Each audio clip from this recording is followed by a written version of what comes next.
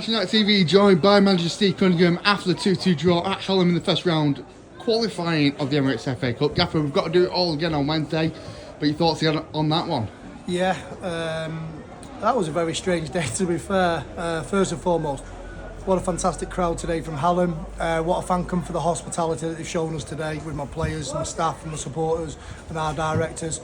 You're looking around. I know I probably made some comments in my interview after the game prior to coming here.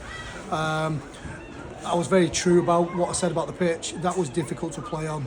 You can see why these are very hard to beat at home. Very hard to beat. I don't think they've been beat yet at home. They beat Lower Breck, who were sitting top of the league below in our region, which to do that means you're beating a very good side, but they beat them here 3-1 or 3-0, so we knew it was going to be difficult. I think first half, I thought we played excellent. I thought we manipulated the ball really, really well on a very tough surface. From here, the pitch looks immaculate, but honestly, it's one of the worst pitches I've ever seen in terms of football trying to be played on. But you could see it from the side, the ball's bouncing everywhere, even for them as well. And they were so happy just to sit in and camp in. And, it's a great tactic. We've done it before. And they let us have a lot of the ball. Thought first half we could have easily gone 3 or 4-1 up at half time with the number of, I don't know the number yet, but the entries into the box, the number of chances we created, I'd like to say that we played very, very well, especially in the first 45 minutes, and deserved to be in the lead. Thought it's shown great character to come back from 1-0 down against a hard-working side, really good crowd. Many teams will crumble here under that, but we didn't. We went into a 2-1 lead. 2 fantastic goals from Callum Rowe, and then also Willem Tomlinson. So 2 central midfielders on the edge of the box working it, which was fantastic. Second half, it turned into a scrappy game. You could see the wind. We had the wind, but then the pitch is on such a big slant. It was difficult to play, and I think it was whoever played the first half that way the better. And we both did exactly the same because we drew. So I can probably understand some of the frustrations of our supporters who might have thought we were going to come here. You don't come here and steamroll these. No one will. But we get the opportunity to go and play at home now on Wednesday.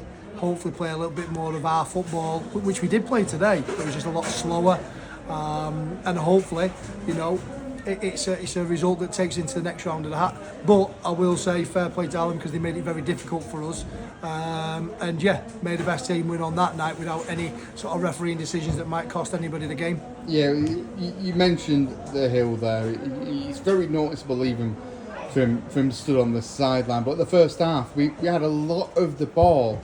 Obviously, the 2 goals coming from Willem and Callum, but there was chances there. Yeah, we had a number of opportunities, and I think just before the half, either Gilly's got to score, Darius has got to score, Alburn's got to score, and it changes the game, doesn't it? I went to Old Trafford yesterday and watched exactly the same thing materialise there. If you don't take your chance in the first half when you get those opportunities to kill the game, because at half time, if it's 3-1, 4-1, I'd like to think that the game is done. Mm-hmm. But if you don't take them chances, you leave yourselves wide open to an opportunity for them to just flip the table, and they did that second half. I think they did really well second half. We still had a lot of the ball. We just didn't create as many opportunities.